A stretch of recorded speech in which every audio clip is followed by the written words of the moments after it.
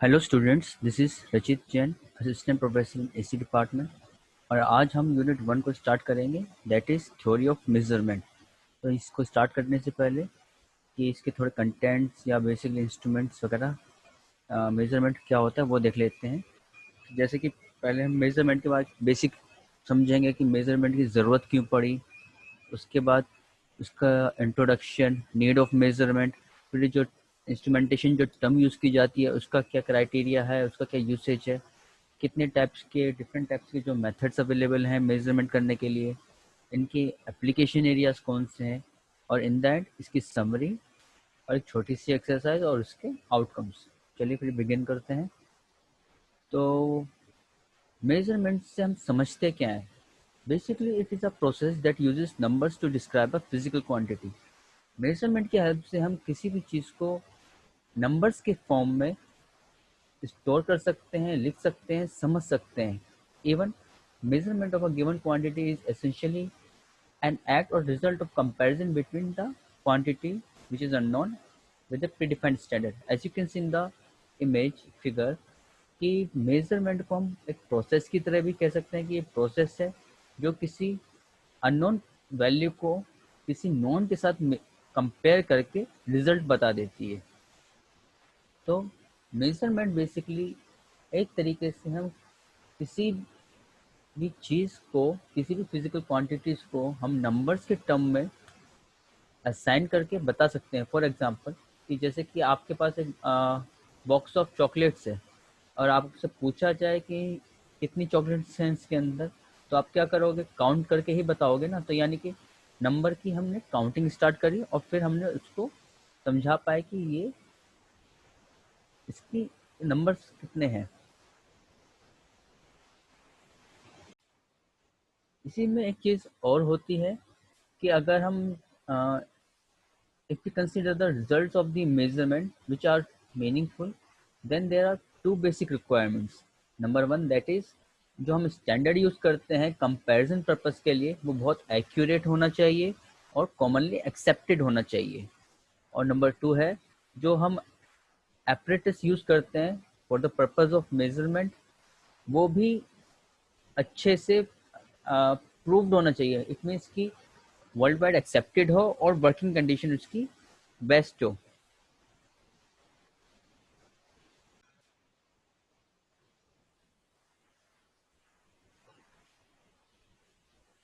अब अगर बात करते हैं हम किसी मेजरिंग इंस्ट्रूमेंट की, तो ये मेजरिंग इंस्ट्रूमेंट क्या होते हैं और किस तरीके से यूज़ किए जाते हैं। It may be defined as a device for determining the value और मैग्नीट्यूड ऑफ अ क्वांटिटी और वेरिएबल।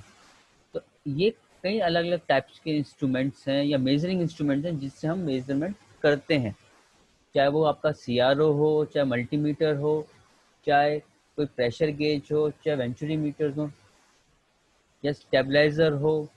तो जितनी भी ये सब डिवाइसेस हैं, कुछ सैम्पल्स हैं। जैसे कि यहाँ पर हम मल्टीमीटर्स को देख पा रहे हैं, यहाँ पर हम डिफरेंट टाइप की ऑसिलोस्कोप्स को रिप्रेजेंट कर पा रहे हैं, कुछ मल्टीमीटर्स हैं। तो ये बेस इवन अगर आप गिटार की बात करेंगे तो भी वो एक इंस्ट्रूमेंट है। लेकिन मेजरिंग इंस्ट्रूमेंट वो होगा जिससे हम किसी वैल्यू या किसी मैग्नीट्यूड की या किसी वैल्यू को असाइन कर पाएँ या कंपेयर करके वैल्यूज़ को लिख पाएँ। तो ये कुछ जो इंस्ट्रूमेंट यहाँ पर दिखाए गए हैं, ये वो इंस्ट्रूमेंट्स हैं जो हम डेली अपने इंजीनियरिंग फील्ड में जिनको हम यूज़ करते हैं। अब नीड ऑफ इंस्ट्रूमेंट हमें ज़रूरत क्यों पड़ी, वो sorry need of the measurement की हमें ज़रूरत क्यों पड़ी? बेसिकली कई बार ये होता है कि कहीं अगर हम कुछ वर्क कर रहे हैं या कुछ कैलकुलेशंस कर रहे हैं तो हमें आंसर्स, अपने जो क्वेश्चंस के आंसर्स हैं उन्हें कुछ स्पेसिफिकली वैल्यूज असाइन करनी पड़ती है, तो वहाँ पर इसकी ज़रूरत होती है। इवन कई सारे जो फिनोमिनाज हैं या कई सारी जो वैल्यूज़ हैं, क्वांटिटीज़ हैं, वो इजीली जैसे हाइट वगैरह हम मेज़र कर भी सकते हैं। अच्छा, इसके अलावा जो जो ज़्यादा ज़रूरत हमें मेज़रमेंट की पड़ी, उसका सिग्निफिकेंस ये है कि जैसे जैसे साइंस और technology day by day increase होती जा रही है, बढ़ती जा रही है, और हम इस टेक्नोलॉजी पर इस नए एडवांस टेक्नोलॉजी पर हम काफ़ी ज़्यादा डिपेंडेंट हो चुके हैं। तो हमें उसकी हाइपोथेसिस या उसकी कंपैरिजन या उसकी फंक्शनिंग के लिए प्रॉपरली हमें कई सारे मेजरमेंट्स डेली बेसिस पे करने ही पड़ते हैं। जैसे एक छोटा सा एग्जांपल लेते हैं, अगर आप मोबाइल आपको परचेज करना है, तो मोबाइल जब परचेज करने आप ऑनलाइन सर्फ करोगे या मार्केट में जाओगे, तो उसकी कैटेगरीज, उसकी कॉन्फ़िगरेशन से तो कंपेयर करोगे। तो कंपेरिजन, यहाँ पे कंपैरिजन आ गया, इनडायरेक्टली आपने उनकी जो कॉन्फ़िगरेशन है उनको आपने मेजर किया कि ये मोबाइल 2 GB रैम को सपोर्ट करता है और ये वाला मोबाइल 4 GB रैम को सपोर्ट करता है। तो जैसे जैसे आपने कंपैरिजन स्टार्ट किया, आप कहीं ना कहीं मेजरमेंट कर ही रहे हो। और अगर हम इंजीनियरिंग ब्रांच की बात करते हैं, तो वहाँ पर भी हमें कई तरह के इक्विपमेंट्स को डिज़ाइन करना होता है, कई तरह की प्रोसेस को एक्सेस करना होता है, तो वहाँ पर मेजरमेंट का बहुत ज़्यादा यूज़ होता है। सिमिलर वे में कि कई सारे ऑपरेशंस को परफॉर्म करना है, मेंटेनेंस में ध्यान देना है, तो वहाँ पर मेजरमेंट हमको प्रॉपर तरीके से आना चाहिए। और इसी तरीके से कई सारे जो वेरिएबल्स होते हैं वो मेजरेबल होते ही नहीं है कि हम सेटिस्फैक्शन को मेजर कर रहे हैं या लॉयल्टी को मेजर कर पाएँ। तो इनको हम परसेंट बेसिस पे या फिर एनालिसिस के अकॉर्डिंग इनको कंपेयर या मेजर करते हैं कि ये वर्क जो था ये 70% सेटिस्फाइड हो चुका है या ये 80% रॉयल है, लेकिन इनका कोई प्रॉपर जस्टिफिकेशन नहीं है। नेक्स्ट इज कि why we do measurement in the case of process industries and industrial manufacturing. We have to improve quality of product. अगर मुझे किसी प्रोडक्ट की क्वालिटी इम्प्रूव करनी है, तो मुझे उसका मेजरमेंट प्रीवियस जो प्रोडक्ट डेवलप किया होगा, बनाया होगा, उसकी वैल्यूज को एनालाइज करके ही मैं उसकी क्वालिटी इंप्रूव कर पाऊंगा कि इसमें कहाँ लैकिंग है, कहाँ इसमें इम्प्रूवमेंट की गुंजाइश है और किस तरीके से इसको और इम्प्रोवाइज किया जा सकता है। Next, that to improve production. अगर मुझे उस प्रोडक्ट का प्रोडक्शन इंक्रीज करना है, तो मुझे अपने इंडस्ट्री में स्पेस का प्रॉपर मैनेजमेंट करना पड़ेगा, एम्प्लॉयज़ का प्रॉपर मैनेजमेंट करना पड़ेगा। तो ये मैनेजमेंट पॉइंट ऑफ व्यू से करने के लिए, प्रोडक्शन को एनहांस करने के लिए मेजरमेंट तो लेना ही पड़ेगा कि मेरा इंडस्ट्री का साइज़ कितना है, कितने डायमेंशन बाय डायमेंशन है और कितनी स्पेस किस कैटेगरी को, किस हाउस को चाहिए। तो उस तरीके से हम मेजरमेंट की हेल्प से ओवरऑल प्रोडक्शन को भी इम्प्रूव कर सकते हैं। टू मेंटेन प्रॉपर ऑपरेशन, अगर मैं इसी एग्जाम्पल को कंटिन्यू करता हूँ कि मेरे इंडस्ट्री में सपोज कीजिए 4 रूम्स हैं और चारों रूम्स का साइज 4x4 फीट का है, तो या 4x4 मीटर्स में हो गया, या फिर कोई भी हमने डायमेंशन कंसिडर कर लिया, तो प्रॉपर ऑपरेशन के लिए कितनी रिक्वायरमेंट किस कैटेगरी को चाहिए वो वहाँ पे मुझे असाइन करनी पड़ेगी। और उसके बाद अगर मैं बिना मेजरमेंट के, जैसे सपोज कीजिए कि मेरे एक सेगमेंट है, पैकिंग सेगमेंट है अपनी मेरी इंडस्ट्री में, और उसका काम सिर्फ पैकिंग करना है। अब पैकिंग के लिए हो सकता है थोड़ी सी ही जगह चाहिए, ज़्यादा जगह चाहिए नहीं, क्योंकि प्रोडक्ट छोटा है। तो अगर मैं उसको बहुत बड़ा हॉल दे दूंगा तो फिर क्या होगा, वो पूरी स्पेस वेस्ट हो जाएगी। तो इस तरीके से भी प्रॉपर मेजरमेंट करके हम अपने क्वालिटी ऑफ प्रोडक्ट को इम्प्रूव कर सकते हैं, प्रोडक्शन को इम्प्रूव कर सकते हैं और ऑपरेशन को भी प्रॉपरली मैनेज कर सकते हैं। अब अगर बात करते हैं इंस्ट्रूमेंटेशन की, तो बेसिकली सबसे बड़ी चीज़ हमारी ये है यहाँ पर कि जो हमारा इंस्ट्रूमेंट जो यूज़ करते हैं हम मेजरमेंट पॉइंट ऑफ व्यू से, तो उसके पूरे प्रोसेस को ही हम इंस्ट्रूमेंटेशन कह सकते हैं। या हम दूसरे लैंग्वेज में कहें कि एक सिंपल सा एग्जांपल कंसीडर करते हैं, जैसे कि आप लोग घड़ी पहनते हो, गाड़ी चलाते हो, तो ये सारे एक अलग अलग टाइप के इंस्ट्रूमेंट्स हैं जिनको हम यूज़ करते हैं। अब जो इंस्ट्रूमेंट का यूसेज है, प्रोसेस है, चाहे वो हमारा किसी चीज़ को डिटेक्ट करने का हो, किसी चीज़ को कंट्रोल करने के लिए हो, चाहे किसी चीज़ का एनालिसिस करने के लिए हो। जैसे मैंने भी कहा वॉच से आप क्या कर रहे हो, टाइम को डिटेक्ट कर रहे हो।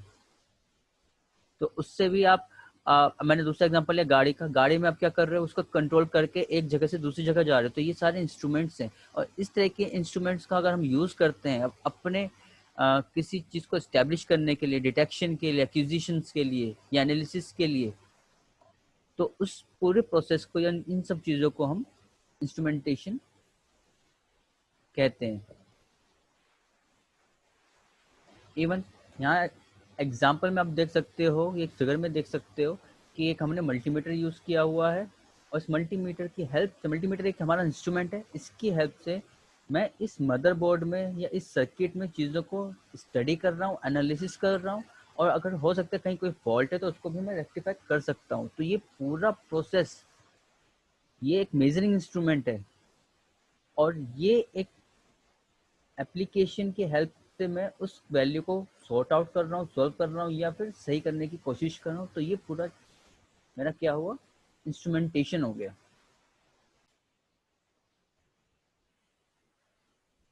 अब हमें इंस्ट्रूमेंटेशन की ज़रूरत क्यों पड़ी, एक ये क्वेश्चन पुट अप होता है। बेसिकली इंस्ट्रूमेंटेशन की इस एग्जांपल से मैं समझ पाया कि डाटा को एक्वायर करना है, इंफॉर्मेशन निकालनी है, न्यूमेरिकल वैल्यूज़ को प्रॉपर तरीके से जस्टिफाई करना है, और फिर उसके डाटा का एनालिसिस करना है। जैसे कि यहाँ पे आप देख पा रहे हो कि मैं मल्टीमीटर की हेल्प से हर एक सेगमेंट को, वैल्यू को क्रॉस चेक कर रहा हूँ, और जो उसकी वैल्यू होनी चाहिए वो यहाँ डिस्प्ले हो रही है। अब इसकी स्टैंडर्ड वैल्यू का चार्ट होगा कि अगर यहाँ पे मेरा ट्रांजिस्टर है या कैपेसिटर है, रेजिस्टेंस लगे हुए हैं, ये कितनी वैल्यूज़ के होने चाहिए। मैं यहाँ पर इस इंस्ट्रूमेंट की हेल्प से उसको कंपेयर करूँगा, डिटेक्ट करूँगा, और उससे एनालिसिस भी कर सकता हूँ कि कौन सा इंस्ट्रूमेंट या कौन सा इसमें से पार्ट फॉल्टी है या प्रॉपर वर्क नहीं कर रहा है। तो इसलिए हमें इंस्ट्रूमेंटेशन की ज़रूरत पड़ती है, और मेजरिंग इंस्ट्रूमेंट इन चीज़ों को सक्सेस करने में हेल्प करते हैं। अब बात करते हैं अगले टॉपिक की, that is methods of measurement. ये बहुत इम्पॉर्टेंट टॉपिक है, क्योंकि आरजीपीवी पेपर में इसी के ऊपर कई बार क्वेश्चंस आ जाते हैं कि आपको हर एक मेथड को एक्सप्लेन करना है मेजरमेंट के। कई बार इसमें से कुछ इंडिविजुअली मेथड को सिलेक्ट करके पूछ लेता है कि इनको कंपेयर करें या इन दोनों में फ़र्क क्या है, इस चीज़ को बताइए। तो अगर मेथड ऑफ मेजरमेंट की बात करते हैं, इसमें डायरेक्ट मेथड है, इनडायरेक्ट मेथड है, कंपैरेटिव मेथड है, कोइंसिडेंस मेथड है, फंडामेंटल मेथड है, कॉन्टैक्ट मेथड है, कॉम्प्लीमेंट्री मेथड है, और रिफ्लेक्शन मेथड है। ये बेसिक जनरलाइज मेथड्स हैं जो हम किसी मेजरमेंट में या किसी चीज़ का मेजर करने के लिए हम यूज़ करते हैं। सबसे पहले बात करते हैं डायरेक्ट मेथड की।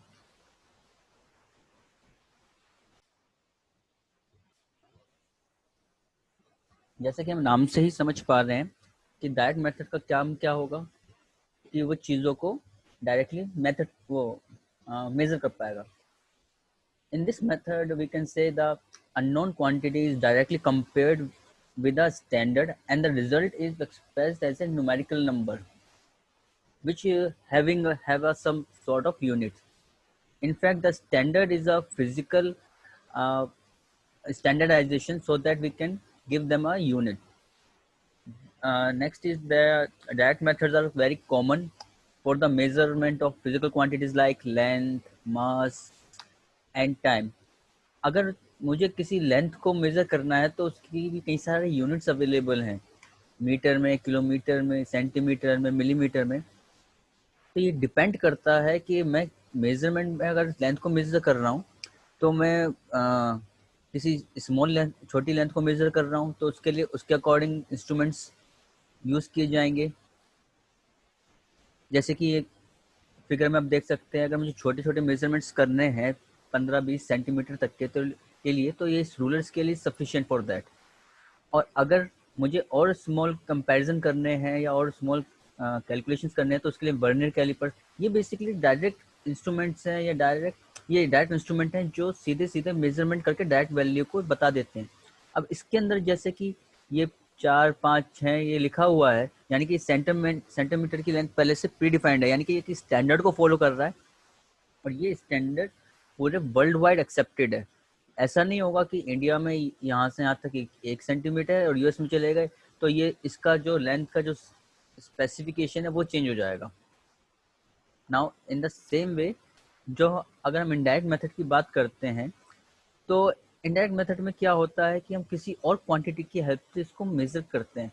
कई बार ऐसा हो जाता है कि हम डायरेक्ट मेथड की हेल्प से मेजरमेंट लेना पॉसिबल नहीं है, या फिजिबल नहीं होता, या प्रॉपर प्रैक्टिकल अवेलेबिलिटी उस चीज़ की नहीं हो पाती।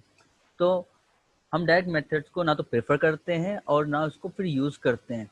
अब उस पॉइंट ऑफ उस तरह के मेजरमेंट के लिए हमें कई बार ये भी होता है कि जो डायरेक्ट मेथड्स होते हैं वो उसकी कैलकुलेशन को या मेजरमेंट को बिगाड़ देते हैं। फॉर एग्जांपल मैं आपसे ये कहूँ कि एक मैं आपके सामने एक ट्रायंगल प्रेजेंट करता हूँ और इसका एरिया आप देख कर बताओ, तो आपको क्या प्रॉब्लम आएगी कि उसका एरिया मैं देख कर कैसे बताऊं कि इसकी लेंथ इतनी है, इसकी विड्थ इतनी है। तो उसके जो प्री डिफाइंड फॉर्मूलेज हैं उसको हम यूज करके उसको उसके अंदर का एरिया एक्चुअल मेजर कर पाएंगे। तो इसी वजह से हम कई बार डायरेक्ट मेथड को ना यूज करके इनडायरेक्ट मेथड को भी यूज करते हैं for the purpose of measurement. इसके बाद जो अगला हमारा मेथड है कंपैरेटिव मेथड। ये वाला कंपैरेटिव मेथड तो बहुत ज़्यादा यूज होता है। किस तरीके से इसको यूज करते हैं कि हम क्या करते हैं कि जो देखो मेजरमेंट का बेसिक डेफिनेशन भी यही है कि कंपैरिजन करना है। तो यहाँ पर भी एक छोटा सा इंजीनियरिंग फील्ड में आपको मैं बताता हूँ कंपैरेटिव मेथड एक कंपैरेटर्स में हम यूज कर सकते हैं। जैसे कि किसी वैल्यू का मुझे सिग्निफिकेंट आउटपुट लेना है कि ये वैल्यू कम है या ज़्यादा है। तो ये एक ओप एम्प है जिसमें हमने यहाँ पे भी रेफरेंस ले लिया कि प्री डिफाइंड वैल्यू हमने डिफाइन कर ली कि 5 वोल्ट 6 वोल्ट, और जो इनपुट आ रहा है उसकी वैल्यू हमने यहाँ पर दे दी। अब इसके बाद अगर इसकी वैल्यू ज़्यादा होगी तो पॉजिटिव वैल्यू आएगी, कम होगी तो नेगेटिव वैल्यू आएगी। तो इन दैट केस हम ये कंपेयर कर सकते हैं कि वैल्यू कम है या ज़्यादा है। तो ये एक इंजीनियरिंग सेक्शन में कई सब्जेक्ट्स में इसका बहुत यूज़ होता है। कंपेरेटिव मेथड इवन आप कई चीज़ों से भी किसी और चीज़ से भी कंपेयर कर सकते हैं। जैसे वेटिंग मशीन होती है या जिसको हम प्योर हिंदी में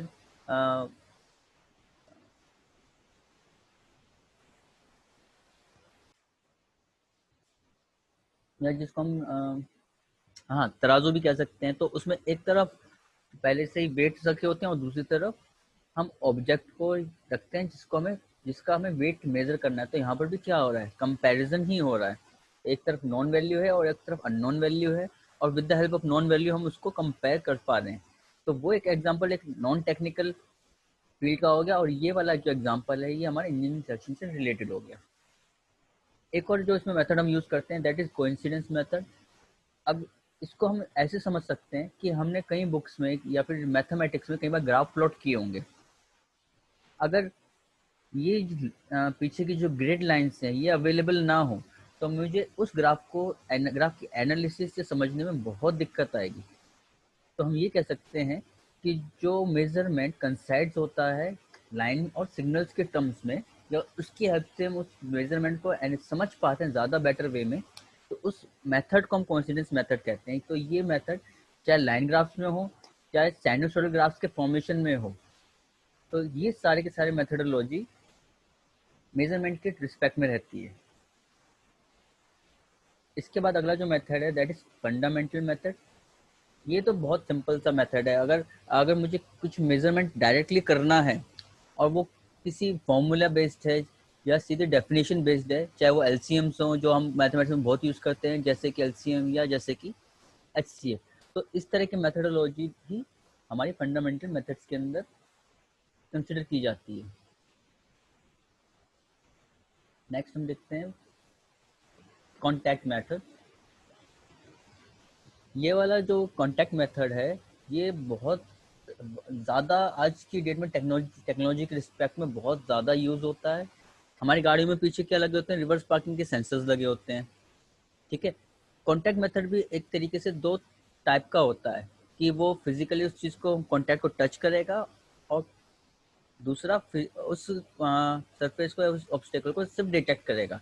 तो यहाँ पर आप समझ सकते हो जैसे वर्नियर कैलिपर्स हैं, अगर मुझे दो किसी स्मॉल डिस्टेंस का मेजरमेंट लेना है तो मुझे उस डिस्टेंस को इसको वर्नियर कैलिपर्स को वहाँ पर उसको टच करना पड़ेगा या उस डिस्टेंस से बिल्कुल अलाइन करना पड़ेगा।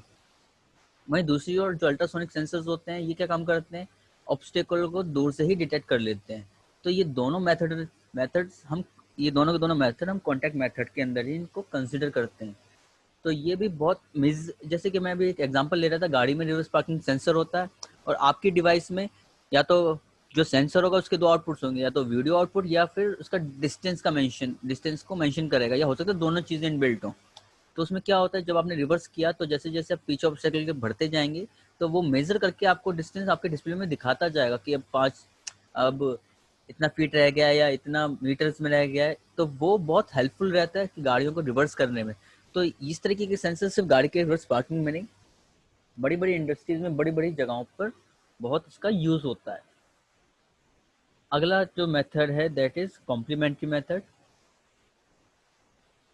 The value of quantity to be measured is combined with known value of same quantity. अच्छा, यहाँ एग्जाम्पल की स्पेलिंग रॉन्ग हो गई है। Example, volume determination by liquid displacement. अच्छा देख, कॉम्प्लीमेंट्री मेथड एक एक तरीके, जैसे कि आपने शायद कॉम्प्लीमेंट्स अपने फर्स्ट सेमेस्टर में पढ़े होंगे कि 1 का कॉम्प्लीमेंट 0 होता है, 0 का कॉम्प्लीमेंट 1 होता है, यानी कि हम दोनों को एक दूसरे की अपोजिट वैल्यू को कंसिडर करते हैं। यहाँ पर थोड़ा सा ये चेंज है। कॉम्प्लीमेंट्री मेथड का एक तरीके से इस तरीके से हम यूज़ करते हैं कि कोई किसी चीज़ का मुझे मेजरमेंट लेना हो, तो उस वैल्यू का ना लेके उसका जो वॉल्यूम ऑक्यूपाई हो रहा, कोई दूसरी वैल्यू को लेकर उसका मेजरमेंट ले पाते हैं। ये चीज़ इस एग्जांपल से ही आपको अच्छे से समझ में आएगी। जैसे कि किसी एक बीकर में इतना पानी भरा हुआ है, ठीक है। अब मुझे इस पत्थर की वॉल्यूम को कंसिडर करना है कि इसका वॉल्यूम क्या है, क्योंकि इसका शेप तो बड़ा डिफिकल्ट है या डिफरेंट टाइप का है, और उसको वॉल्यूम में मैं कैसे रिप्रेजेंट करूं। तो उसके लिए मैंने क्या करा, इतना एक बीकर में पानी ले लिया और फिर इस बीकर में उस स्टोन को पुट कर दिया। अब जैसे मैं स्टोन को पुट करूंगा या उस ऑब्स्टेकल को पुट करूंगा, ऑब्वियस बात है कि उसका जो पानी है उसकी जो लेंथ है वो इंक्रीज हो जाएगी थोड़ी सी। तो जितनी वो लेंथ इंक्रीज हो रही है, जिस टर्म्स में वो एनहांस हो रही है, उसको मैं सिंपल प्रीवियस वैल्यू के साथ कंपेयर कर लूंगा, और जहां कंपैरिजन हुआ वहीं उसका मेजरमेंट हो गया। तो इस तरीके से हम कंप्लीमेंट्री मेथड्स को यूज करते हैं किसी भी ऑब्स्टेकल का मेजरमेंट पॉइंट ऑफ व्यू से। आगे बढ़ते हैं, दैट इज डिफ्लेक्शन मेथड। ये वाला मेथड तो आप हर जगह डेली बेसिस पे कहीं ना कहीं इसको देखने को मिलता है आपको। ये एक तरीके का प्रेशर गेज है। तो इसमें ये जो ये क्या होता है, जब हम एयर को या एयर प्रेशर को मेजर करते हैं, तो इसका ये जो कांटा हम जिसे कहते हैं, ये डिफ्लेक्ट होकर उसकी वैल्यू दिखाने लगता है कि 100 psi है या 200 psi है, और उसके हिसाब से हम अपने व्हीकल्स की गाड़ियों में जो हवा भरवाते हैं कितना रखना चाहिए, या फिर जो वो जो लेबर भर रही होती है हवा, वो भी इसी तरीके से मेजरमेंट करती है कि मैं अगर ज़्यादा हवा भर दूंगा तो टायर बस्ट भी हो सकता है। तो ये डिफ्लेक्शन मेथड से हम एक तरीके से मेजरमेंट ही कर रहे हैं। अच्छा, अब ये डिफ्लेक्शन मीटर का मैंने एक एग्जांपल लिया यहाँ पर एयर प्रेशर के पॉइंट ऑफ व्यू से। ज़रूरी नहीं ही हो, बॉयलर्स में, टेम्परेचर मेजरमेंट में, शिप्स पे, या फिर इन एयर मतलब कि इसका जो एप्लीकेशन है पुराने टाइम में बहुत ज़्यादा यूज़ होता था जब तक डिजिटल डिवाइसेस नहीं थी। आजकल की डेट में आप क्या देखते हो, मार्केट में तो हवा भरने की डायरेक्ट मशीन्स भी हैं, उसमें सीधे उसने टायर में लगाया, बटन दबाया और ऑटोमेटिकली आपके टाइम में फिल हो गई। और ये वाले थोड़े से आउटडेटेड भी होते जा रहे हैं। क्यों? क्योंकि जो मेजर कर रहा है वो कहीं पर वैल्यूज़ को प्रिसाइजली वैल्यू नहीं करता कि 32 होना चाहिए तो 33 भर दिया, 34 भर दिया, कौन देखने वाला है। तो ये डिफ्लेक्शन मेथड की जो टेक्निक है इसको हमने अभी समझ लिया। नेक्स्ट हम देख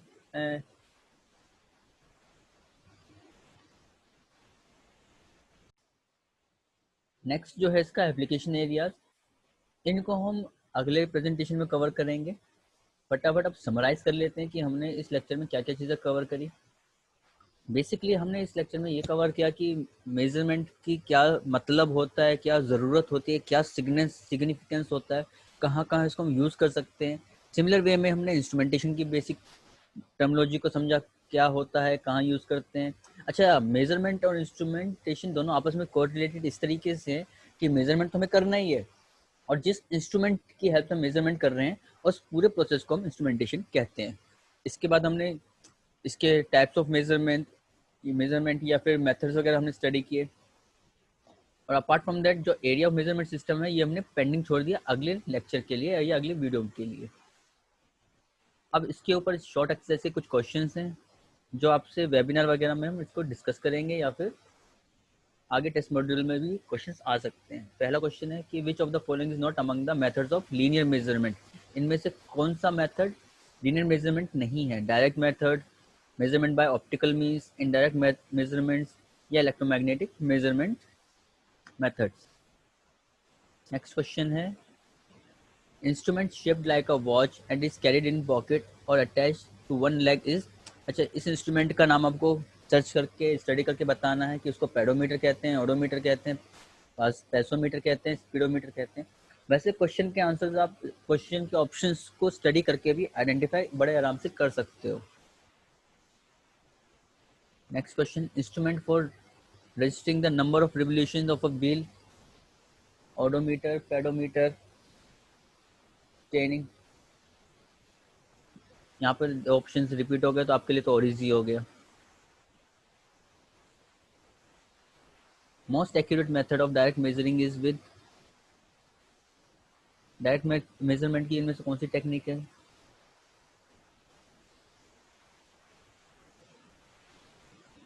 डायरेक्ट में इसमें क्वेश्चन में है कि which of the following is not under direct measurement. Direct measurement में किसका नहीं होता? Pacing, chaining, taping, triangulation. ये आपको थोड़ा स्टडी करोगे तभी आप इन क्वेश्चंस के आंसर बता पाओगे। इस प्रेजेंटेशन का जो लर्निंग आउटकम है वो बेसिकली ये था कि नीड ऑफ मेजरमेंट क्या है, उसके फंक्शनलिटीज या मेथडोलॉजी क्या होती है, कौन कौन सी टेक्निक यूज़ की जाती है मेजरमेंट के पॉइंट ऑफ व्यू से। आई होप आपको ये समझ में आया होगा। आपकी फीडबैक का मुझे वेट रहेगा। मुझको आफ्टर द क्लास मुझे फीडबैक भी दे सकते हैं या बिफोर क्लास भी दे सकते हैं कि आपने इस प्रेजेंटेशन से क्या आउटकम सीखा। These are the references which are used,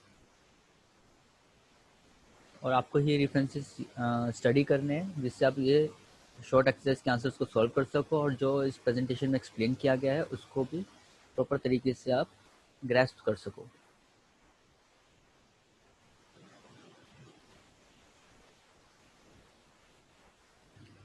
thank you.